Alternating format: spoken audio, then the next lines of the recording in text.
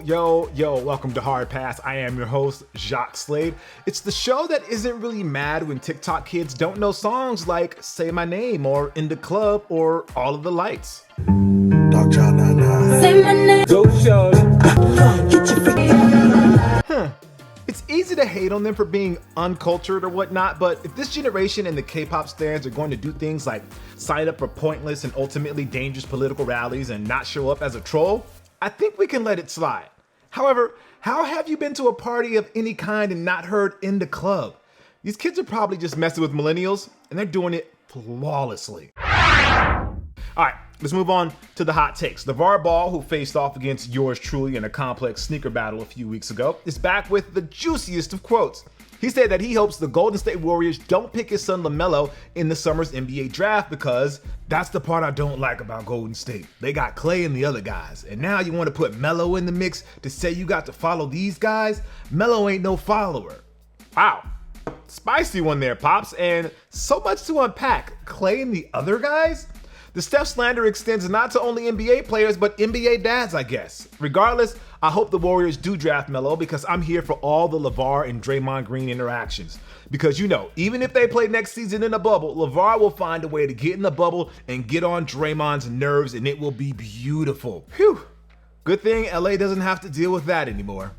Thanks, LeBron. And speaking of LeBron, congratulations to his club, Liverpool FC, for winning the Premier League for the first time. And because Liverpool is kind of a big deal across the pond, we got a good old championship celebration. Ah, yes, the good old days when we could celebrate like crazy people without a global pandemic. Wait, the virus is still around and these fans celebrating probably isn't a good idea. Man, did not see that coming. And if you're wondering, yes, I'm worried if the Lakers win the bubble championship, the same thing is gonna happen here. Wear masks and social distance while you're on the streets, kids. There's a petition floating around that is urging the city of Columbus, Ohio to change their name to Flavortown in honor of Flavortown native Guy Fieri. I'm all for this change, mostly because Columbus isn't exactly the hero nursery rhyme we all sang as kids made him out to be. But Fieri is famous for not only his unique persona, but for all the charitable work he has done in various communities, especially for those in the food industry who have all been hit hard by COVID-19 shutting them down. Who wouldn't want to name their city after a real American icon? Now, let me start a petition to rename Pacoima to Hard Pass Town. Or something like that. We're workshopping the name. Don't worry about it. Props to Patagonia for being one of the companies leading the charge in halting ad buys on Facebook in light of the social media giants' policies when it comes to spreading misinformation. I only ever knew of them as North Face adjacent or on bootleg Supreme shirts, but now I know what Hypebeast brand to give the Hypebeast nephews this holiday season. Sorry, Stussy. You had a good comeback there for a few years. Sorry. Now, if you've ever played the original NBA Jam and wondered why it was so hard for the Chicago Bulls to defeat the Detroit Pistons when the game was close, well, it's because the people behind the game made it impossible for the Bulls to win. And so I put in special code that if the Bulls were taking last-second shots against the Pistons, they would miss those shots. In related news, the Lakers never needed help when they played the Clippers because the games were never close. I know I'm going to hear it from my friends who are Clipper fans. All one or two of them. Michael Keaton is in talks to once again become Batman. No offense to the Christopher Nolan Batman movies, but Keaton was always the GOAT live-action Batman. Anyways, Keaton could be reprising his role in the upcoming Flash movie. And if that does go down, I'm hoping we get a Batman Air Jordan 6 retro too. What? You didn't know? Yeah. Nike designed custom Air Jordan 6 boots for Keaton to wear for the 1992 movie Batman Returns. Sure, it's nowhere near as popular as the Back to the Future Air Mag, but it's a lot better than anything Superman ever wore in any of his movies.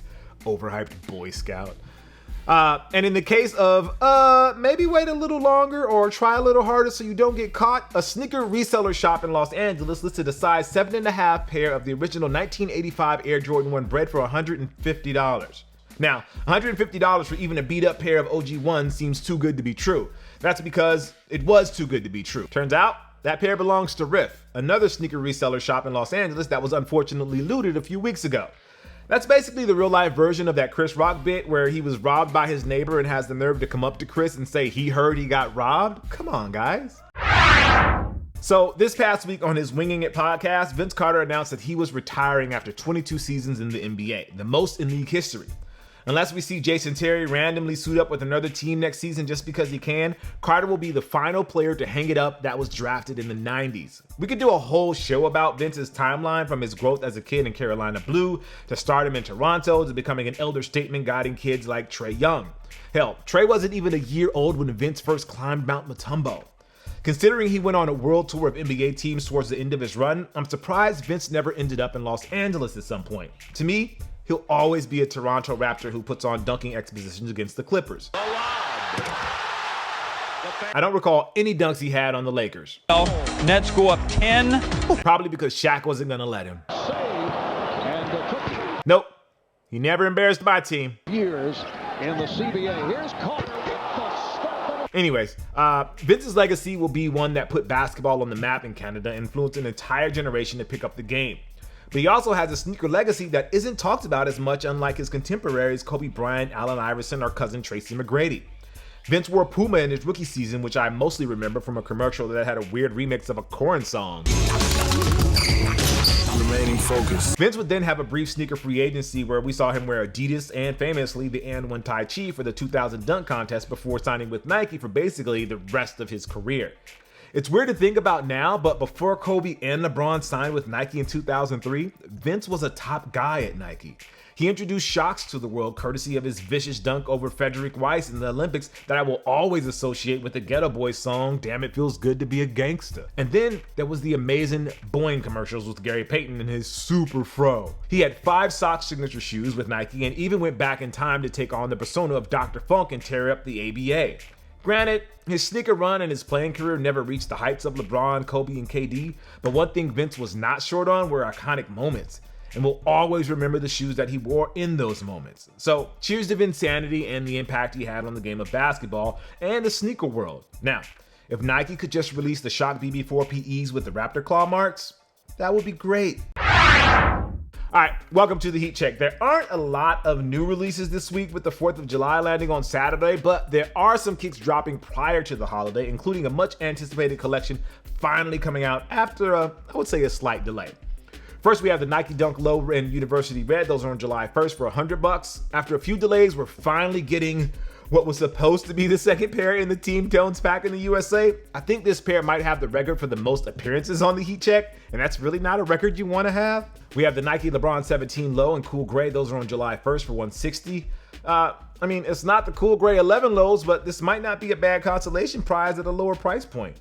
We have the Nike Kyrie 3 Low. These are on July 1st as well for $130. The Kyrie 3 Low does not look like a low-cut version of the Kyrie 3 proper.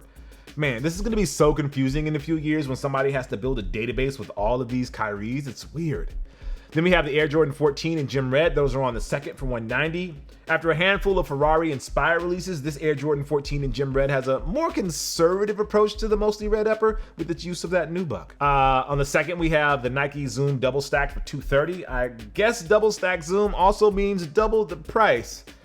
Based on the product description, it's comfort-informing style, and that totally makes sense. They have an experimental vibe that is seemingly asking you to be like a test subject for them, so maybe don't run in them if performance was the last thing on their mind when designing these. Then we have the Nike Space Hippie Collection. These are on July 3rd. After a slight delay, the Space Hippie Collection lands with 4 unique silhouettes that are created with mostly recycled scraps from Nike factories. We've covered it already on a past episode, which you can check out in the archives, but I hope these shoes actually take off and push Nike to be better when it comes to manufacturing processes. Then we have the Nike KD 13 PG4 and the Kyrie 6 USA on July 3rd as well. The interesting thing about this pack is that even if we were not dealing with a global pandemic and a push for social justice and equality in America, I'm not sure we would see Kevin Durant, Kyrie Irving, or Paul George actually rock their respective sneakers for the Olympics because I'm not sure they would even be playing. They all have gold medals already, not to mention that Durant and Kyrie are both coming off injuries, and George would have probably been through a deep playoff run with the Clippers. And now it's time for this week's Hard Pass, where we take a look at something in the culture that just needs to go, like the image of Aunt Jemima. Look, on the list of things that need to be taken down, or at the very least given more context, Aunt Jemima might not have been high on my list of priorities, but it was definitely on the agenda. However, after seeing this video, I might need to rethink things. Aunt Jemima was canceled.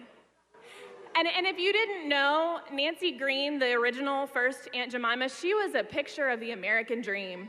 Wow. Cool story that barely scratches the surface of the actual controversy. First of all, calling a former slave who became the face for pancakes the epitome of the American dream is just mind-bogglingly tone deaf. She's basically saying, oh, it was okay that we dehumanized you and made you our servant for much of your life because you'll be free someday to play a character that also dehumanizes you and portrays you as our servant. Yay, progress. Second of all, the kernel of truth in that claim doesn't even go into the history of Nancy Green, the woman who became the face of that stereotype. Aunt Jemima is a fictional character based on an 1889 minstrel song and was turned into the name for the pancake flour in 1893 by somebody who heard the song.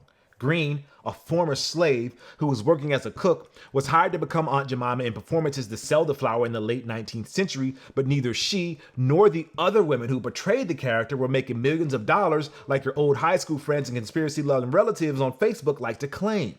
In fact, Green was a philanthropist and ministry leader. According to an NPR report about relatives of Green who are trying to keep her legacy alive during this call to remove the character. Erasing Aunt Jemima from pancake syrup is something that the world has decided needs to happen because the name is a pejorative for black women, especially strong black women in politics. But my hope is that it's trying to fix a long-standing wrong we prop up Nancy Green and the impact she had in her community, so the next time somebody wants to get on a pedestal and talk about Aunt Jemima, the story isn't something out of some fever dream. Anyways, so this week's Hard Pass actually goes to making jokes about Kanye. Yeah, Kanye. Look, we can't stop and we won't stop making Kanye jokes if the situation calls for it. Cool. But what we will do is give Kanye his due this week. On Friday, Gap announced a 10-year deal with Mr. West, and Kanye even tweeted about it, showing off a revised Gap logo with his Yeezy initials. I feel like they could have tried a little harder there, but regardless, it's a good day for Ye and really for longtime fans of his. For those who listened to Spaceship on the College Dropout in 2004, there's some hard-to-explain sentimental joy in hearing that guy who used to work at the Gap and dealt with a lot of nonsense Token Blackies experienced are now collaborating on what will surely be a huge commercial success. Kanye has long talked about making his brand and wares available to a wider public, and Gap is a company that can help him make that happen. As somebody who struggled for hours to try to pick up the Barium Adidas Yeezy Quantum and failed, it'd be nice to just check out widely available and easy to buy Kanye gear at the Gap, which I'm assuming they'll make plenty of because A, Gap needs the money, and B, it's something I would actually wear, of course. My hope is that by the time 2021 hits, Kanye's backpack rapper style when he first rose to prominence will be fashionable again. Just make the first drop based entirely on the clothes he wore in the Spaceship video and I'll be there day one. And even if that's not the case, I have a lot of striped shirts and baggy acid wash jeans that are just waiting to be worn again. I knew I kept them around for a reason, so congrats to the new Kanye and bringing back some of that old Kanye that we honestly miss, especially in these very, very unprecedented times. All right, that's going to do it for this week's Hard Pass. I am Jacques Slade. I want to say thank you for watching, and I'll see you next week. But not before I show you the most painful thing a sneakerhead can go through.